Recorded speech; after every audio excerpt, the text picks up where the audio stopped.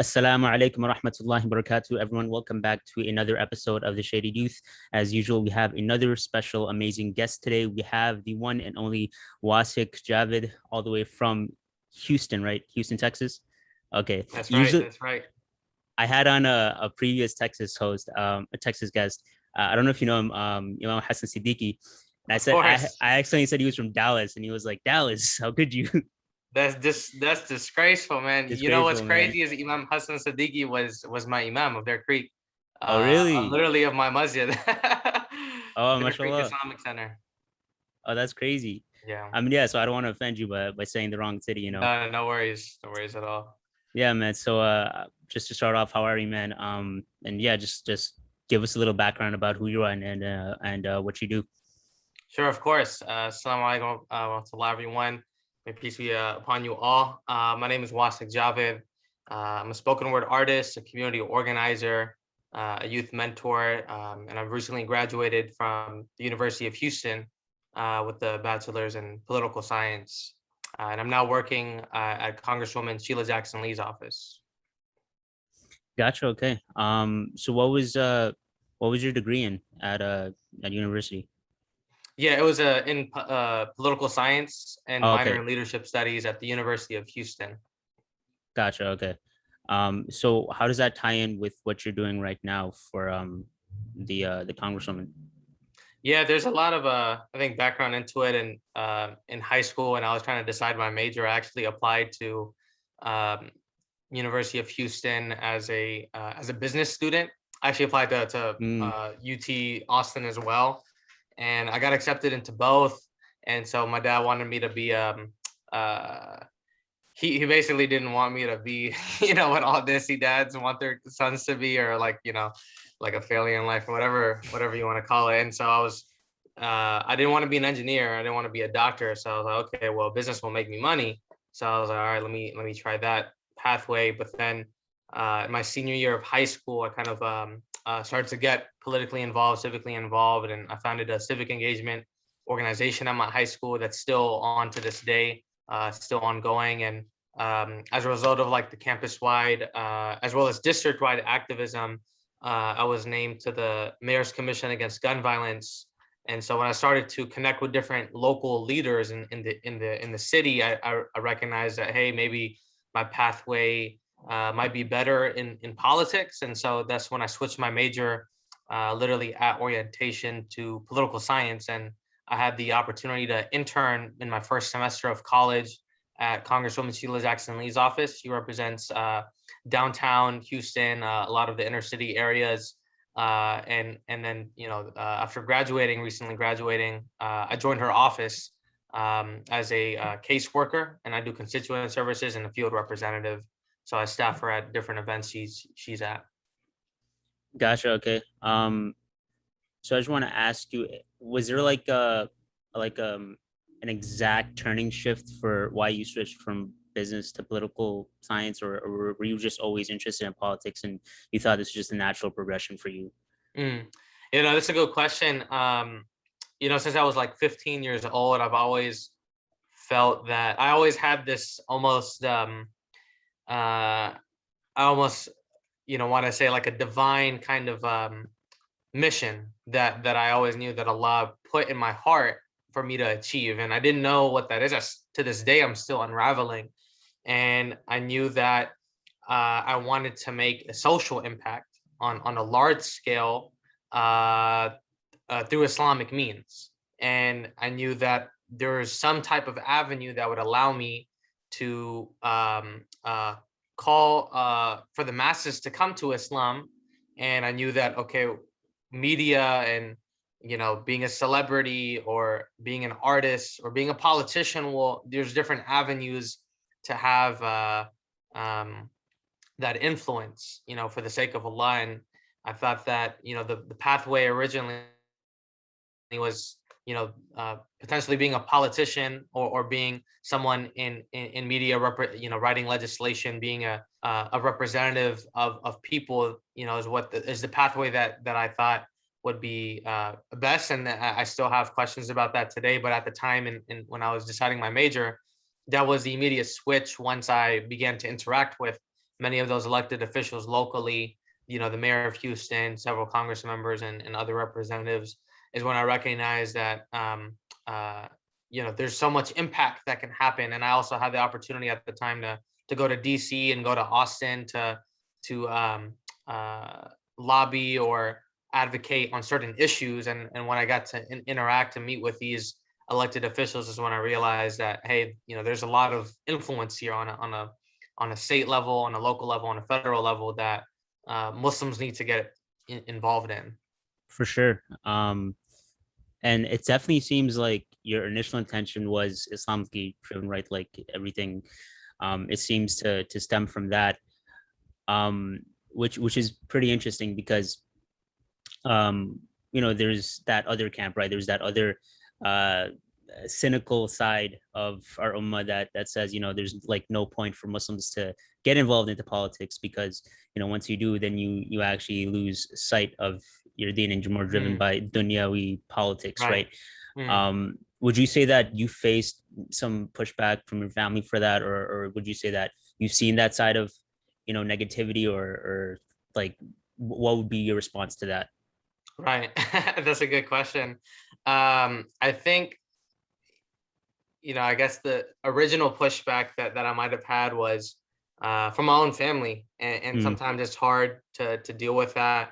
Um, in particular for growing up, my dad has, of course, having an immigrant mentality, which is nothing wrong with it, but, looking at, they want for their children to be financially secure and stable. And so, when I originally was getting involved in all these different things, when I was named to the mayor's commission against gun violence, like, I remember like conversations I was having with my family, and where they're like, you're wasting your time. Like, what are you doing? And I would, and even with my poetry and spoken word, when I used to perform a lot. I mean, COVID has reduced the amount of performances I'm going to, but I used to be at every open mic, every place that I could be at.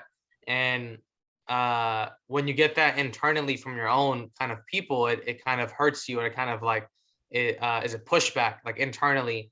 And I had to kind of overcome that, and also educate in ways. And 3 years later, I've been able to convince my dad, my family on the things I've been able to do, and he's seeing the barakah and seeing the blessings kind of come to fruition. From the community activism standpoint, and even through poetry. Um, the the pushback, was originally from those internally, but and then through time, when they start to realize how much more of an impact you can do, and educating them through how Islamically this is actually beneficial for the community, and how much you're able to provide to others on a mass scale, then it starts to turn people's hearts to your mission and cause.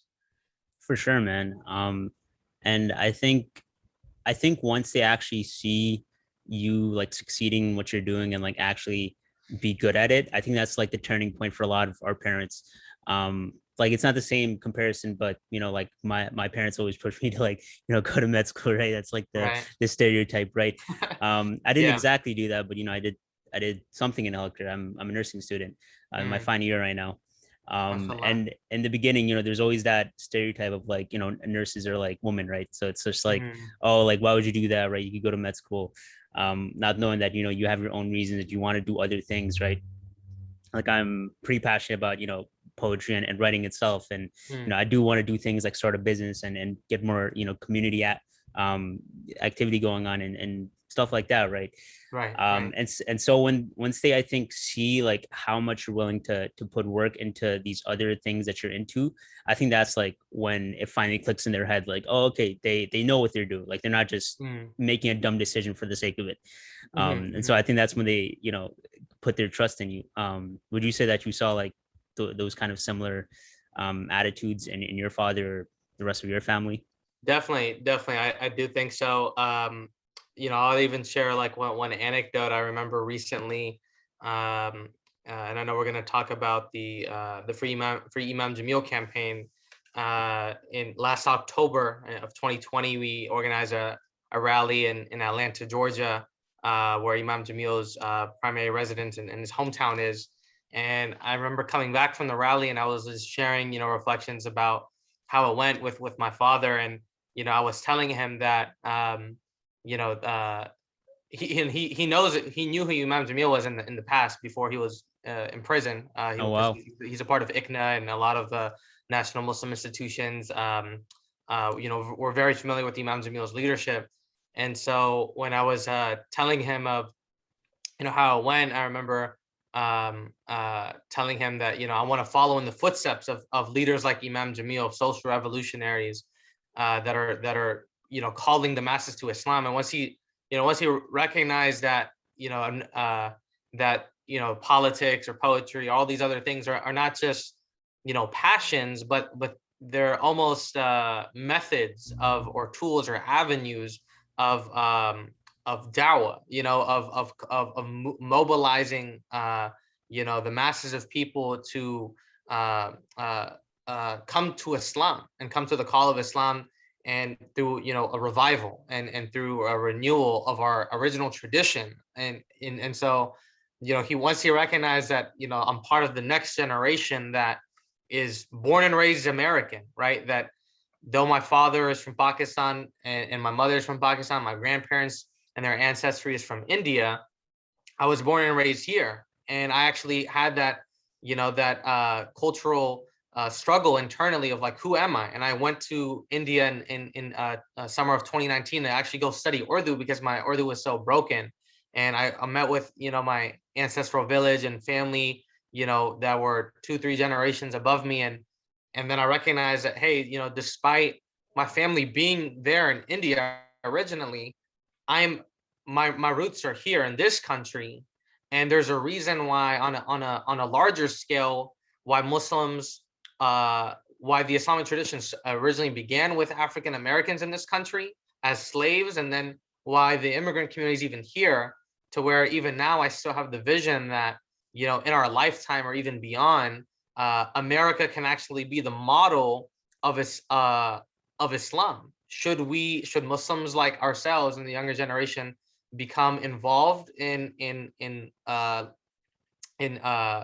writing legislation, being involved in media, being involved in politics, to take Islamic laws and principles, implement them, in our country, and utilize that as a way to actually, unite the global Muslim Ummah on a worldwide scale, on a global scale.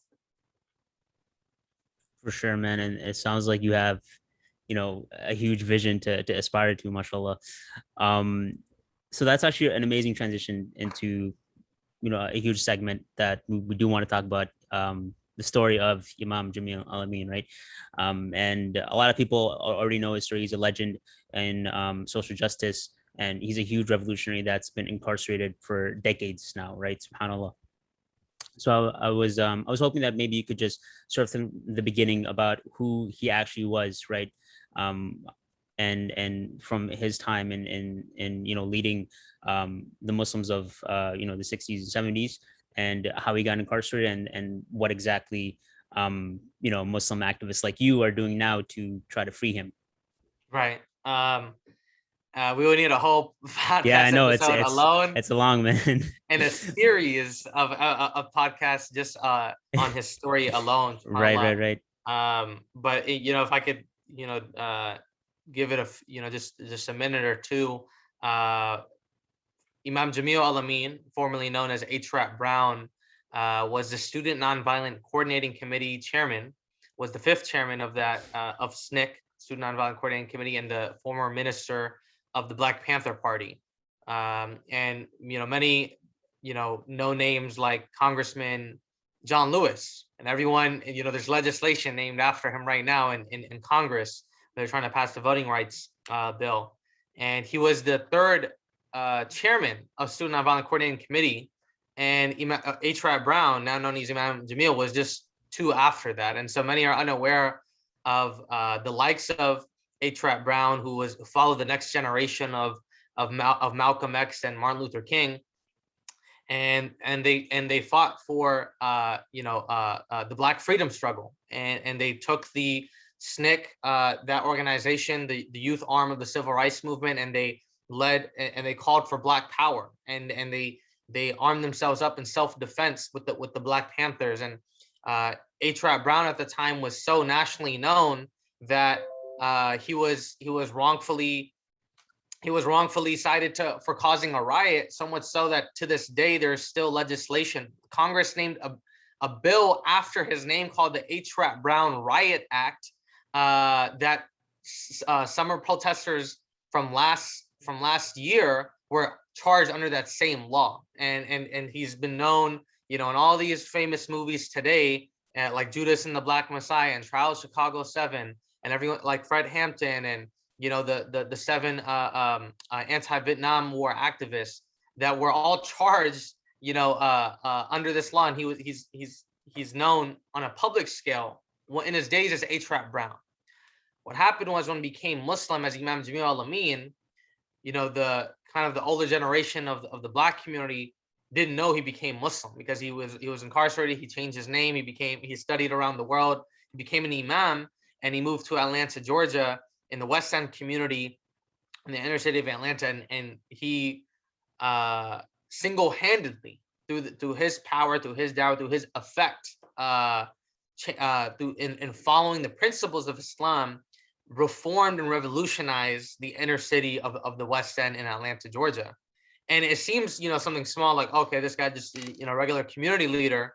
But when the government creates projects in certain communities to divide and disinvest and make sure that the next generation, feeds into a pipeline where they can be, incarcerated and divided and be segregated and disenfranchised, Imam Jamil did the exact opposite, and he empowered the community. He created Black businesses, and he protected the Muslim kids from drug dealers on the street, and he converted prostitutes and drug dealers, and and unified gang members, all by himself in his community. And when you have the likes of someone that was H. Brown, that was targeted by the FBI on the list of COINTELPRO, where he was one of the 5 people by name listed to execute, a Black Messiah, to make sure that they kill Malcolm X, Elijah Muhammad, H. Brown. He's one of those names on that list, and he's one of the only last living members of COINTELPRO today.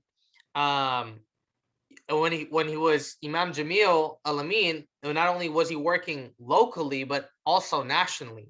And he was one of the founding members of one of our unified Muslim institutions today, United States Council of Muslim Organizations, USCMO. He was the one that united the War Deen Muhammad movement, the ISNA, ICNA, and many of the original founding pioneering Muslim institutions of our country today, unifying the immigrant community and the Black community, and leading, the nation's largest protest for Bosnia, 18,000 people in DC, and advocating for Palestinians. When you have a leader that's unifying different backgrounds of the Muslim community, as a Black Muslim, the government wants to, execute you, or they frame you. And they frame you because they want to erase your legacy and make sure that the masses of people, are divided on who you are. And so in 2001, he was wrongfully framed for a crime that he did not commit. He was accused of murdering a police officer, and the man that actually committed the crime confessed a few months later to the FBI, and yet they never brought his testimony in the court because they deemed him mentally incapable. And for 20 years, he has confessed to the crime repeatedly, so much so that he was under oath in another trial on live stream, on camera, in front of a courtroom. He confessed to the crime one more time and said that Imam Jamil was not the person that did it.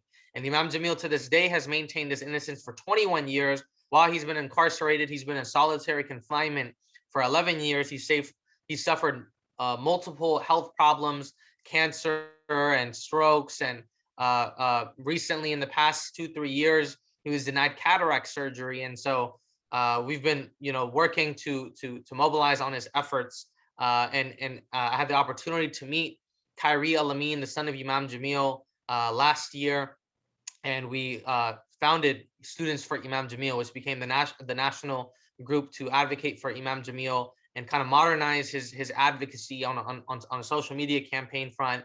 And we were able to advocate to the Fulton County District Attorney, which is in Atlanta, Georgia, when they were getting elected last November. And the person who won, Fani Willis, she committed the day before her election. We organized a press conference, and she committed to reopening Imam Jamil's case and looking into it. Alhamdulillah, she did. And even right now, during this process, since she was elected this January, she's been reviewing his case, prioritized it, and is reviewing his case to deem his innocence and overturn his conviction. While that's happening, we just recently organized a protest in Tucson, Arizona last month. And 3 days after that protest, alhamdulillah, Imam Jamil received his cataract surgery, and now his vision is restored because he was formerly blind. And now we are still advocating for his transfer from Tucson, Arizona to Atlanta, Georgia, because he's a state prisoner in Atlanta, Georgia. But because he was so powerful and was revolutionary, even while being a Muslim, he converted so many people in the prison in Georgia that they deemed him, high profile. So they transferred him out to the federal prison system. And now he's far away from his attorney, from his families, and they're trying to, do him death by medical neglect and keep him away from those that can actually exonerate him. And so we're pushing to reverse the steps, to rewind that, bring him back to Atlanta, Georgia, while his case is being reviewed so that he can be fully exonerated, inshallah. Oh man, subhanAllah, like just hearing all of that just kind of gives you, a glimpse into the kind of legend of a man he was, subhanAllah. And even at his old age, which I'm not sure how old he is, but 78 right now. 78. He's about to right? be 78 next month. That's October insane. 4th. And he's still making an impact, right? Subhanallah. And just imagine if he actually was freed, soon, which I'll pray for. It kind of gives you an image into the kind of impact that he might have, or people that are inspired by him, right? Like someone like you, or other, young people that hear these stories, and then they're just, inspired to spark that revolution.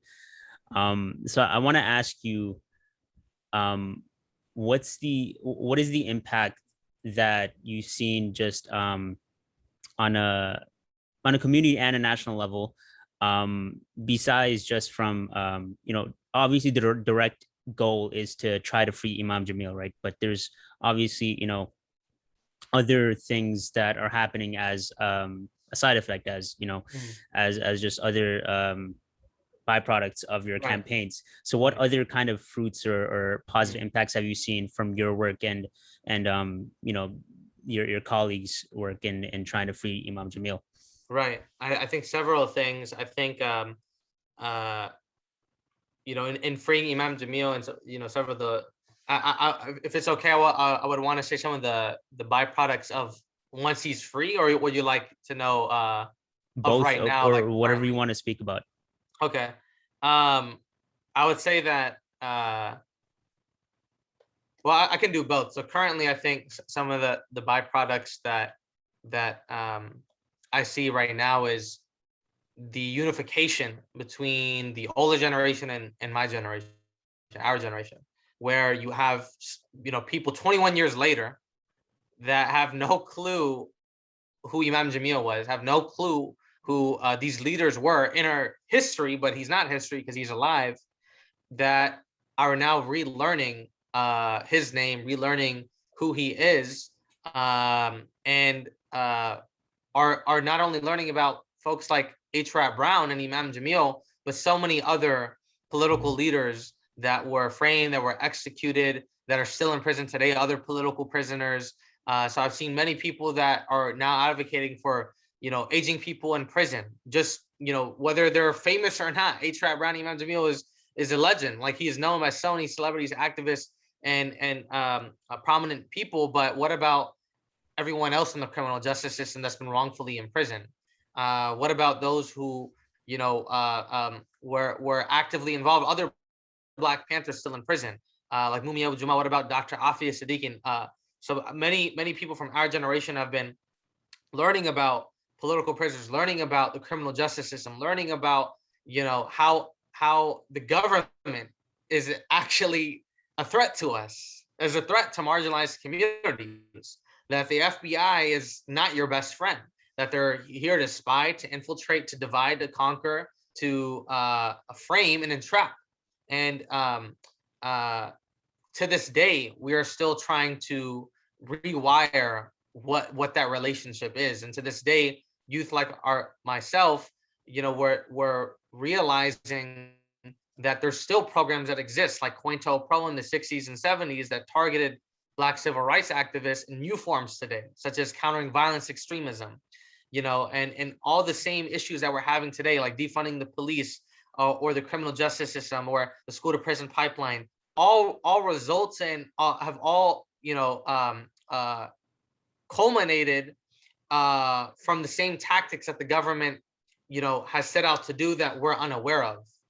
And our generation, young activists like myself, we're realizing that, hey, if we want to work on these issues, if we want to advocate on these issues, this is a systemic scale. And there were leaders that have worked on this that we don't know about, that actually were killed as a result, because if they were actually alive, they probably would have been successful, and they probably would have changed the course of history, and they probably would have abolished everything and created a whole new form of it. And so, those are some of the byproducts that I believe are currently happening, where people want to, who are supporters of Black Lives Matter, are recognizing that, Imam Jamil was the founder of Black Lives Matter before you even knew it.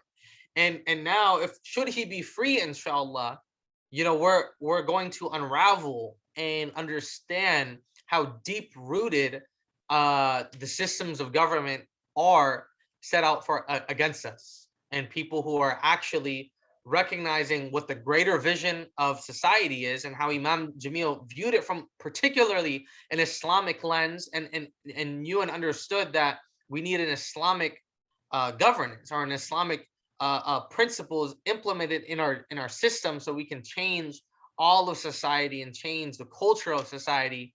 And so people like that are now are gone, and the byproduct is people like ourselves stepping in to fill those giant footsteps. Yeah, and what was really important about what you just said was that it just seems like day by day, more and more people are starting to realize that it's less on like it's less on individuals and more about the system, right? Right. I had a podcast a few months ago with Mamadou Tal, and we discussed how a lot of people get caught up in for example with George Floyd, right? About how there was a few cops that were in charge of that, and they made a mistake, right? Or like they're just evil, right? Instead of realizing that it is the police system that has these these things ingrained in them, and movements like you said, like defund the police. They took a stronghold after repeatedly police shootings just become more and more prominent. So it seems like the greater effect of people like Imam Jamil, it seems like he's what's happening to him and what's happening to a lot of political prisoners, like you said. It seems like once they're trying to take down the system, or even trying to fix the system itself, it seems like the system is just putting a clamp on them, and really just just shutting down all of their efforts. So I want to know what's your take on it, pretty much, right? It's like, do you also see the same thing, where more and more people are realizing this, that it's less on like just random racists and random people doing these terrible things, and more like the system is actually corrupt?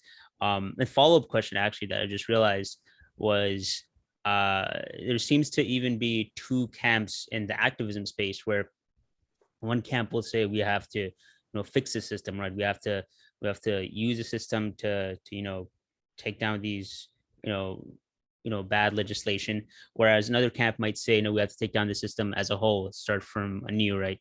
um so I just want like your opinion on that. I know these are like Mhm. very huge questions, and they can take a long time to answer, but just try your Right. best, No, inshallah. it's okay. Yeah. No, I kind of like it. I think it's both, and it's both at the same time. Okay. It's almost like from an Islamic lens, just an analogy. If um, you shouldn't stop something good because of an evil thought, right? You shouldn't stop Mm, something good because you're doubting yourself. So for example, if you're praying salah or you're praying sunnah and you feel like, oh, I'm bragging right now, let me just stop so I'm actually more sincere. No, actually, the prophet encouraged you to keep praying so you can to finish that salah, because that's actually the shaitan and the waswasa and the devil whispering into you saying, um, uh, to take you away from good.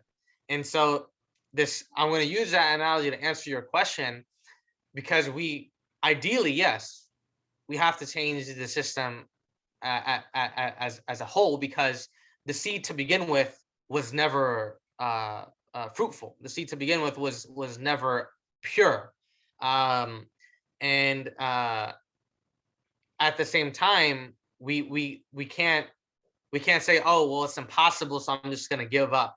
So you almost have to do both at the same time. So people like myself and our generation, young activists, young community leaders, yes, we do have to get involved. We have to get involved. It's a step by step process, and it'll take people who can understand not only this government from a democratic republican perspective, but also understand Islam and its political governance, and how through history, through people, though it's so erased and not even mainstream, that how we were actually leading empires and multicultural empires and countries and governments that were actually beneficial societally, from a societal perspective, and were quote unquote progressive in their times. And so we have to kind of go back to the sources, go back to our principles, go back to history, and look at our our salaf, look at our leaders and those who led the way, and how can we take those same concepts, have a modernized look on it, and actually implement that today. And so it takes us to get involved in whichever way we can, whether that's inside the government, whether that's outside the government. I think it's both are needed. You know, Everyone has a conversation about, oh, what about our two Muslim Congress members? Are they even making a difference? And they're probably not, but on a mass scale, but they're changing the misconception of so many, non-Muslims on a worldwide scale. And so I think that you know you kind of have to play uh, the role where you're in this system and you do what you can to make a change, and you use the government apparatus that's given to you, and you use everything around you to make change through XYZ policy, or make change through you being Muslim, or make change through whatever you can convey through media and that end. But then at the same time, you can't stop learning about what's the greater goal, what's the greater movement, how can we unify our Muslim ummah on a global scale, but more specifically in America, and how can we inspire and rejuvenate and revive what the greater call for Islam is, to have a land or a government, or have Allah's authority on a in society. And that's what we should be working towards. And it takes community unification, and it takes people to come together from all different backgrounds, and it takes leadership and structure, uh, and sincerity to actually make to revive and reform the system at large. So I mean, there's there's obviously, a lot that needs to be done. Right, subhanallah. Um, what's some things, and maybe you can touch on, a few action items that regular citizens like me and, other people that maybe not be too politically active, and may not be leaders like yourself and activists, but what are some things that just, regular civilians can do, and especially Muslims, what can we do to support the Muslim activists that are leading the charge for us? Mm. That's a good question. I think to begin with, first and foremost, uh, read, like become aware. I mean, there's so much coming down your timeline, so much coming, in the news and media that I think sometimes our priorities are off when we're, utilizing our free time. Uh, at the bare minimum, just have a general understanding of what's going on in society and what's going on a larger scale, locally, on a statewide level, on a federal level.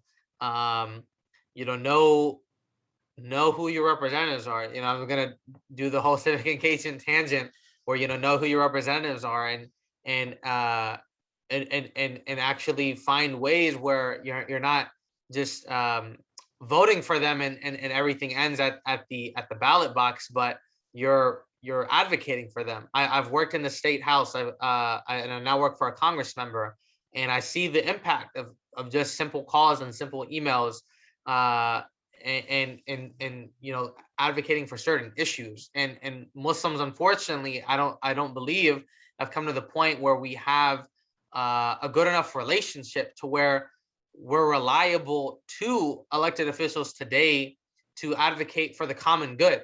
They when a crisis happens, when something occurs, they're calling on Catholic charities, or they're calling on other nonprofit organizations. But where are we?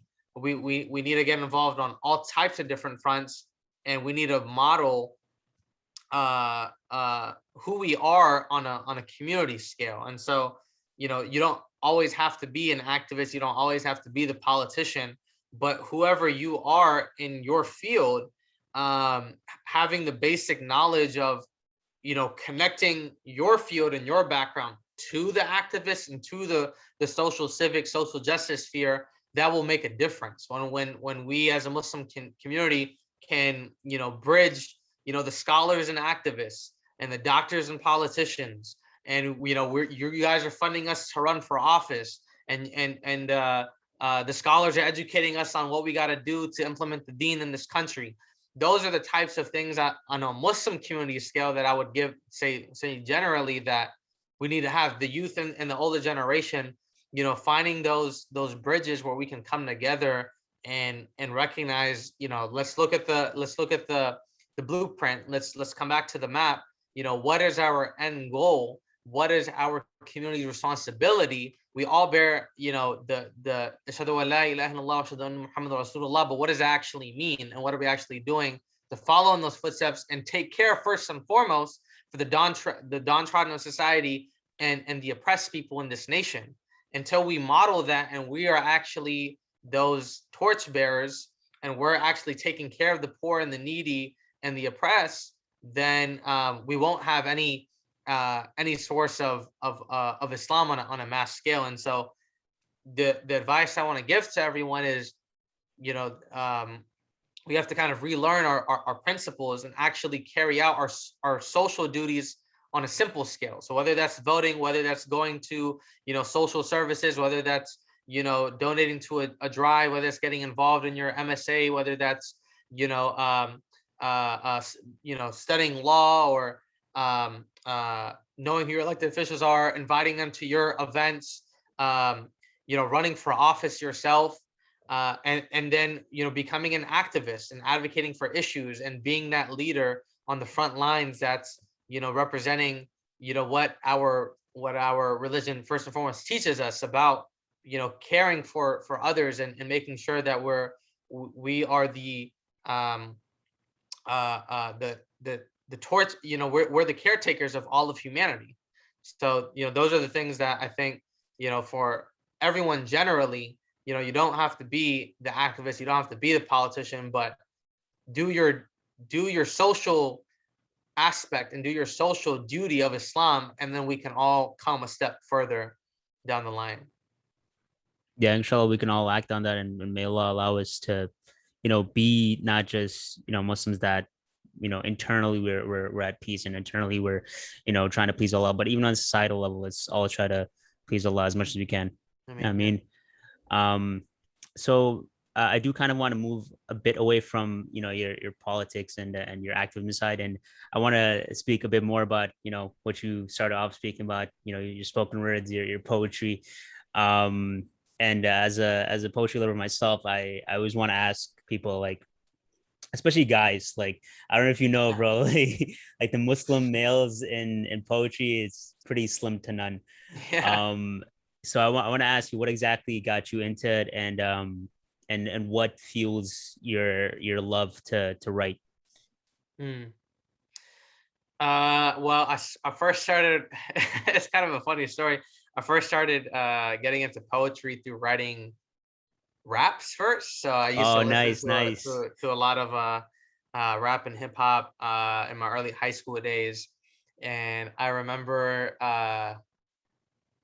going to like the restroom in my high school, and there would be these people just freestyling in the restroom, and I was a little shy back then, so I used to always, like, in my head, I'm like, oh man, like I wish I could like just say some bars and like you know uh do a diss rap or something like So you that guys had rap battles in your high school in our high bathrooms? school Oh restroom. man.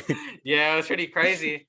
So there was this crazy story. I don't even want to say all the details. I ended up in DMC, detention management class, I believe, in my high school. I was selling candy actually at my high school, and that's like a federal violation or something. I don't know. Oh My AP scared really? me because you can't compete with like federal distribution of like free lunch and stuff. Gotcha, gotcha. So I ended up in DMC, and uh, I wrote a rap in DMC because I just had so much free time, and my rap was basically more or less about me being like quote unquote imprisoned in this class in discipline. Oh, discipline management class. That's what it's called, in discipline management class. And I compare that, how I'm like a prison in this class and whatnot. And the next day when I go back to my classes, I was like, oh, like Wasiq, where were you and stuff? And I was like, oh yeah, I was in DMC. And I was like, you're Wasiq? Because I was like, well, acha bacha, like in Urdu, like a good boy. And so then I was like, yeah, they're like, why are you in DMC? So I shared that rap, and everyone started liking it. And I was like, oh, what? Like I thought this was actually like trash. I didn't like it that much. And so slowly after that, I just started to write more, and that rap evolved into poetry, and I would write from different perspectives. In early high school, I'd write about just how I would view my lens of the world at the time, and how people would kind of compare themselves and try to act cool and this and that. And I just wrote about several different topics. And I alhamdulillah, I actually joined a poetry organization at my high school. I was the only one in the district, and I started to write weekly. And so every week they would give us a different topic, and I would write to that topic, and whatever just kind of came out would come. Um, what fuels me to write, um it is a lot, really. It's spirituality. I think a lot of my poetry comes from reflection, where I'm able to kind of space out from the rituals of life, and the monotonousness of life, where you're just kind of going through work or school, and I kind of have to break free from that. And every day, I'll try to reflect or make dhikr, or tadabbur, in the Quran is mentioned, where I can reflect on the creation of Allah, not only nature, but society and humanity, and how we need to improve mankind.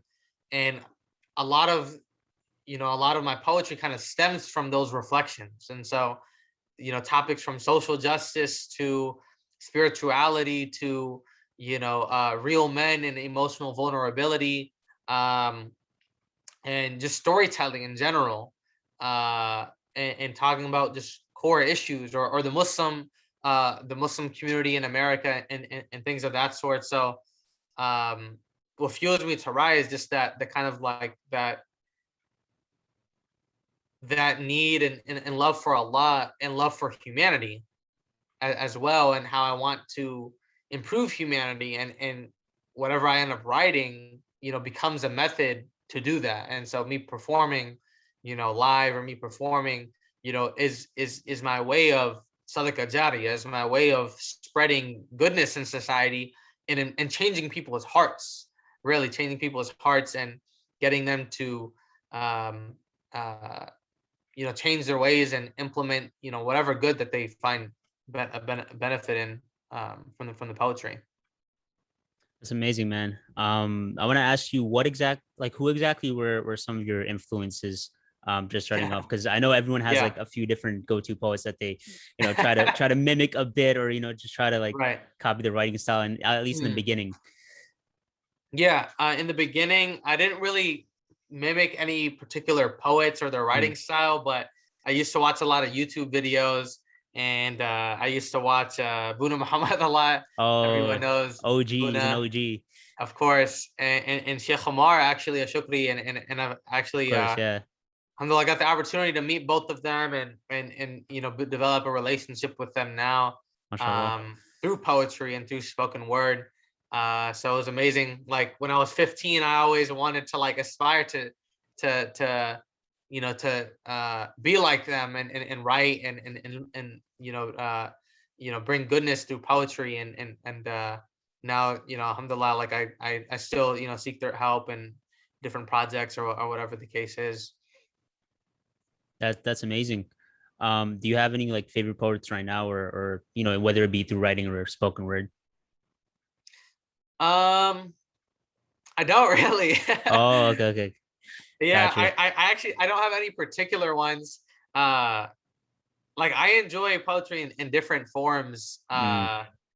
But I don't, like, ironic enough, I don't actually like binge watch poetry as like a poet Oh, would. okay, okay, okay, got you. So I mean, I've gotten involved in also, I was on my University of Houston's poetry slam team, Yeah, and so I I've seen a started to couple of see. those. Yeah, right about now, is a uh is an organization in Houston that has like one, I think, the second largest like poetry online platform in the world.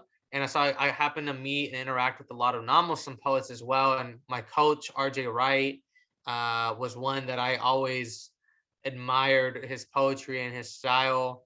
Muhammad Yunus was our poetry team captain.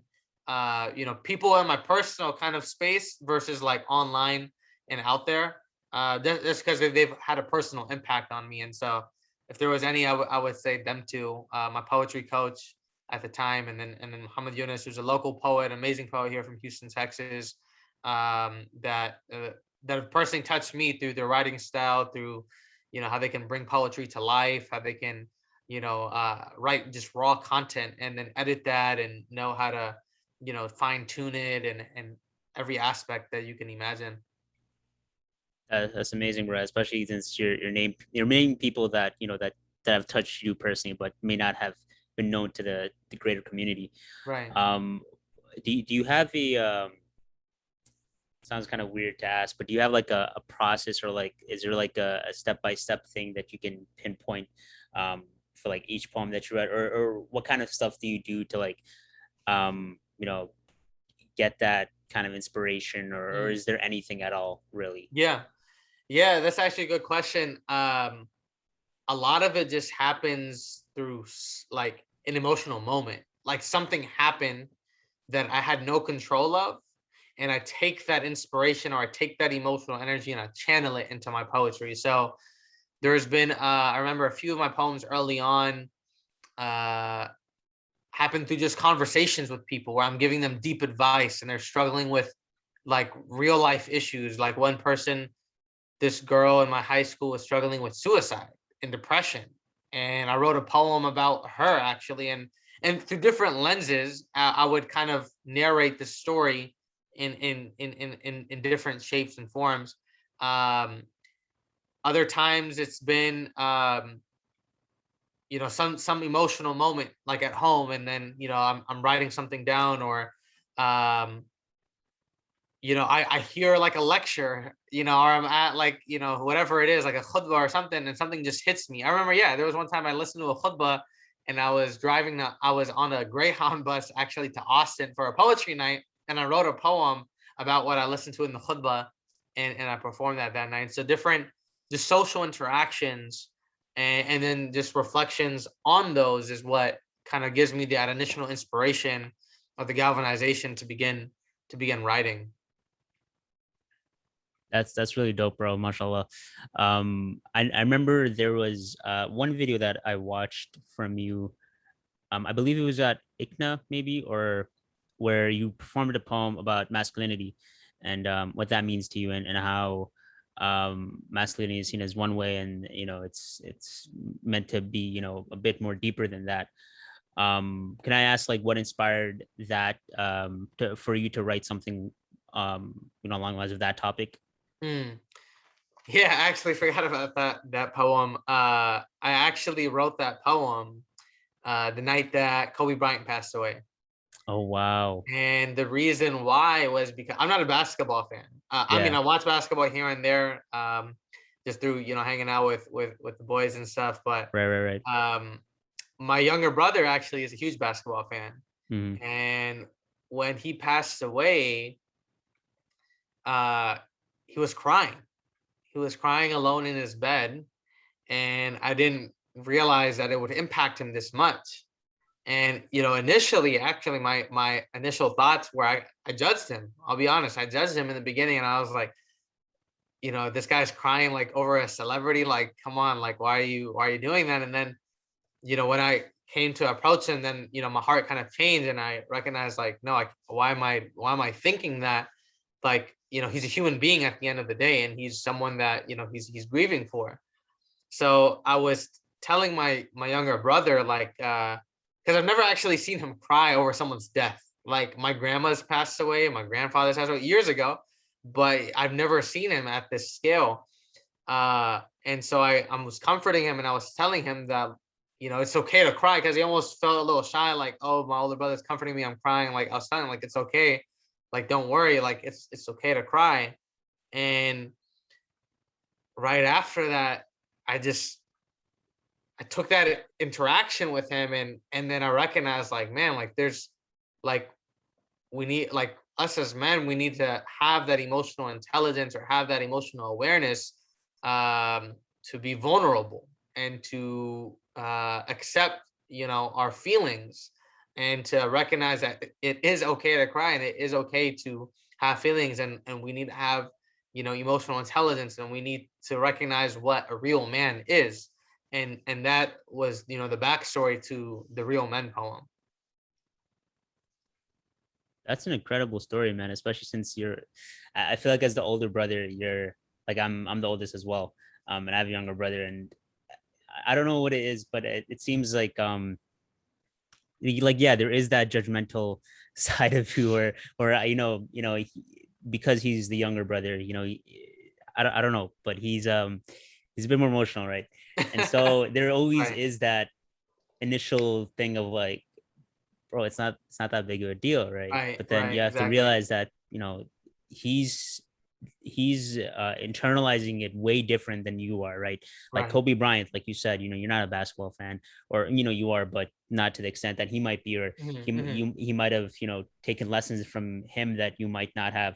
mhm, And I remember when Kobe passed away, a bunch of my friends, like, they got super emotional. mhm, um they got really emotional, and it was kind of like really interesting to see like how many dudes were actually touched by a celebrity, right? Because celebrities pass away every single year, but I think that was the first time where I saw like a huge influx of men like actually being like emotionally impacted by a celebrity's death. right. And that just goes to show like how much Kobe meant more than just Mhm. basketball. Of course. Yeah, for sure. And it's really cool that you're touching on stuff that might be a bit more taboo, but as days go by, they're a bit more out in the open. Things like masculinity, like you said, spirituality, and it's really interesting that you actually use you said you used stuff from a khutbah for like a poetry contest, right? And I'm Mhm. guessing that poetry contest wasn't really an Islamic one at all. So I'm pretty curious how you tied that into a poetry contest, into a poetry contest, that's not really Islamically driven. Right. And so, it was actually at a masjid. Oh, okay, okay, Yeah, gotcha. Never it mind then. was Never at mind. no, no, it's okay. It was at Nueces Mosque in Austin. Okay. So it's a youth mosque there that's run by the students. And it was an open mic, and so they invited me as a guest. But to carry on, like yeah, it was. I remember just the khatib was, he was talking about kind of the states of the heart, and he was talking about how those who focus on the dunya, Allah kind of disarrays all their matters and affairs. But those who are actually, striving and looking towards Allah, Allah orders all their affairs and makes them easy. And that poem kind of illuminated in me, like, the different kind of states of the heart, and I ended up writing a poem about that because it just touched me very deeply. And then I wrote it in a poetic way, and then recited it that night in the Nueces Mosque community. Yeah, subhanallah. Are are you like consistently writing? Like even now, or Yeah. like have you? Okay, gotcha. No, Um. I'm sorry. I was saying you guys the question. I'm not. I'm Oh, not. okay, okay, okay, okay. Unfortunately, I think COVID and I'm also recently married, and just like a lot of different Oh, life nice, mashallah. changes. Congrats. Alhamdulillah. Thank you. Jazakallah. Just a lot of things that and then just working, like, I think there's a lot of things that just kind of take away at your Yeah, creativity, and it's not that I have writer's block. It's just that the opportunities for me to get get inspired or be engaged in a community setting, in a social setting, I don't have that as much. And if I do, I don't have the time to write because I'm stuck in this kind of like mechanical lifestyle. Not in a bad way, but it's just the reality of things that, when people get older, they kind of, lose their passion for certain activities or hobbies. Not that I've lost it entirely. I'd say I've written a few poems here and there in the past year. Real Men was one of them early last year, and a few later on. Now I'm writing love poems. No, I'm just kidding. I'm just kidding. I would have believed you. It's No, pretty natural. I am maybe like a few, Nice, but mashallah. haven't written anything um, as of yet recently. It's just been so many different things going on that creative, that introspective side of me, it's there, but I haven't let it out yet, and I haven't had that outlet yet, as I used to. And a lot of it actually, is because I used to have time where, just time to myself, time Yeah. alone. But that free time is just so valuable and becoming less and less as the days go by. I completely get that. And I've noticed that, as your day gets a bit more busy and, it becomes a bit more habitual, you Right. do kind of lose that like creative side of you, right? Especially since I don't know if it's like this for most people or whatever, but I realize that I'm the most inspired like at nighttime, like when Me it's too. 1 or 2 a.m. But then if I have work at 8, like I'm not gonna do that, right? Exactly. Exactly. This is, So I'm the same. I'm the yeah, exact yeah, same. I would write at night, and I would write alone, and because everything is just at peace, everything is calming. right, Like, I don't have any distractions, any worries. Like, I have to spend literally 2, 3, 4 hours like on one poem, and I would yeah, write it. And I don't write it in parts. I write it A to Z because I need to utilize that kind of emotional feeling or inspiration that I have to continue that poem and finish it. So I have to do it in one sitting, and if I don't right. have that opportunity, then, oh, the poem's gone. It's not written. Right, subhanallah. Yeah, you need those like blocks of just like a good 4 or 5 hours to just like bang out one poem. Right. Um, and yeah, so what I realized was that like when the life does get pretty busy, you do kind of lose that creative side, and sometimes you do miss it, right? Like there are days when you're just like, damn, like although I had like more time, and maybe I'm a bit more fulfilled right now, I do miss that creative side of me that was just so inspired and just wanted to write. Um, and I think sometimes Allah will put you in a situation to kind of regain that side of you, because at the end of the day, that is like a part of you, right? That creative side. So for me personally, I for like over the summer, I had a job as a nurse extern at at a behavioral health center at a psych ward. So this place was about like a 45 minute to an hour drive. um and so I would drive to work every day until Right. I got into a car accident. And Oh, so because of that, I had to start taking the train, which oh is no. about 2 hours. Wow. So on those train rides, I was like, what am I gonna do for 2 hours, right? Like, I can't, like, this is just gonna be boring if I'm just like taking a nap or I'm just sitting there, right? So I would just pull out a notepad. I would just start journaling like whatever my thoughts were that day. I got into a habit of journaling as well through that. So Mm, that was amazing. I was used to journal before, but never like every single day. And then that sparked right. me to like do it every day. And now I still have that habit, alhamdulillah. It's amazing. And then after that, I'd still have like a good like 30 minutes to like an hour left. And so I would just like, just write whatever creative stuff was in my head. Like I would like literally just like just write random imagery that I would see, and then I would kind of like see what pops up from there. And the thing is, like, none of it was good, right? All of No, it I'm is sure it all was. of it is terrible, right?